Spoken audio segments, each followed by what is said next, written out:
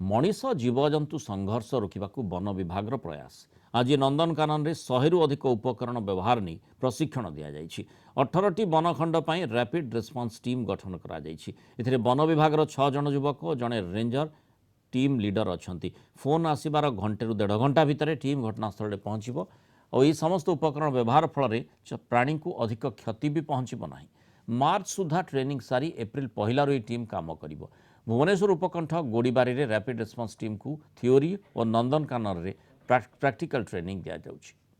Training हैला पर हमर स्टाफ ट्रेन हैला पर एगुडा को बारंबार यूज करिकी यूज टू हेले सेटा हमर भविष्य रे हमर जो मैन एनिमल कॉन्फ्लिक्ट हैला सेटा कम होबो। हमर लॉस ऑफ लाइफ कम होबो। Loss of life on both sides माने स्टाफ करो अन्य मानकर एवं आमर वन्य जंतु मानकर भी कम होबो।